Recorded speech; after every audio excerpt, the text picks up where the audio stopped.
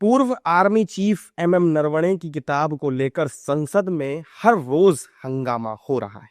सरकार कह रही है कि किताब पब्लिश ही नहीं हुई, जबकि राहुल गांधी किताब लेकर संसद में पहुंच गए।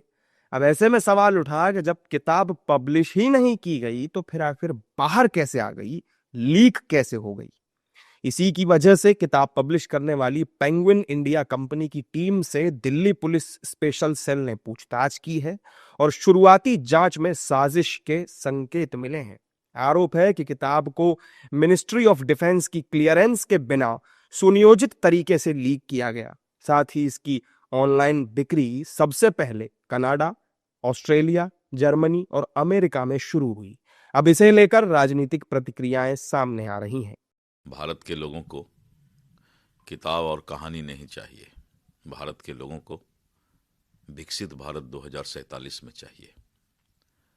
जो भी राजनीतिक दल विभिन्न तरह के आरोप प्रत्यारोप में उलझकर जनता के मुद्दों को भटकाना चाहती है, और विशेष करके राहुल गांधी और कांग्रेस पार्टी, पूरे देश की जनता देख रही है कि राहुल गांधी और कांग्रेस पार्टी, जिसका कि धरातल पार्टी का वजूद अब समाप्त होता जा रहा है, अब ये अंतिम में खिसियाई बिल्ली खंभा नोचे वाली बात और जिस तरह का माहौल बनाने का देश का प्रयास कर रहे हैं, राहुल गांधी को कभी आने वाला जनरेशन माफ नहीं करेगा। खैर, राहुल गांधी ये समझ नहीं पाएंगे क्योंकि उन्होंने पुस्तक तो कभी पढ़ी नहीं, और उन्होंने डिफेंस मिनिस्टर के बयान, राजनाथ सिंह जी, जहां वो कहते हैं कि ये नेशनल सिक्योरिटी को लेके एक बहुत गंभीर मुद्दा है, उसको तो नज़रअंदाज किया है। वो अपनी ड्रामा की राजनीति करते रहे, हमें देश को सर्वप्रथम रखना है। इंडो चीन के बॉर्डर्स हो या फिर जो हमारे नेशनल सिक्योरिटी के इश्यूज, सरकार बहुत ही गंभीर है और हम देखेंगे कि हम अपने आप को सुरक्षित रखें। और ये बच्चे जो ऐसे फ्लाउट करते हैं कि देखिए ये पुस्तक, समझ लीजिए उसने क्या लिखा है। बिल्कुल, राहुल गांधी एक बच्चा है, एक नासमझ बच्चा, जिनको पुस्तक पहले पढ़ने की आवश्यकता है और फिर ये समझना कि कौन से पुस्तक को पब्लिश किया है और कौन से को नहीं। जबकि विपक्ष कह रहा है कि किताब को सरकार ने पब्लिश नहीं होने दिया। किताब पर सवाल उठाना मतलब पूर्व आर्मी प्रमुख पर सवाल उठाने के बराबर है। उनकी किताब में ऐसा कुछ नहीं है जो ऑफिशियल सीक्रेट्स एक्ट का उल्लंघन करता हो, और वो एक रिस्पॉन्सिबल फॉर्मर आर्मी चीफ हैं।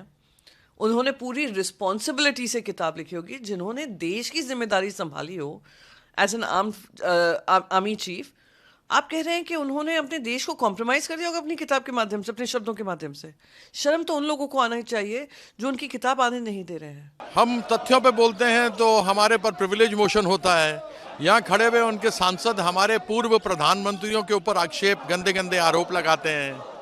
अगर मैं भी बलराज मधोक जी की किताब, जो कि दूसरे अध्यक्ष थे भारतीय जनसंघ के, उसके बाद बीजेपी बनी है, उन्होंने क्या लिखा है पूर्व प्रधानमंत्री अटल बिहारी वाजपेयी जी के बारे में कह दूं तो कैसा लगेगा।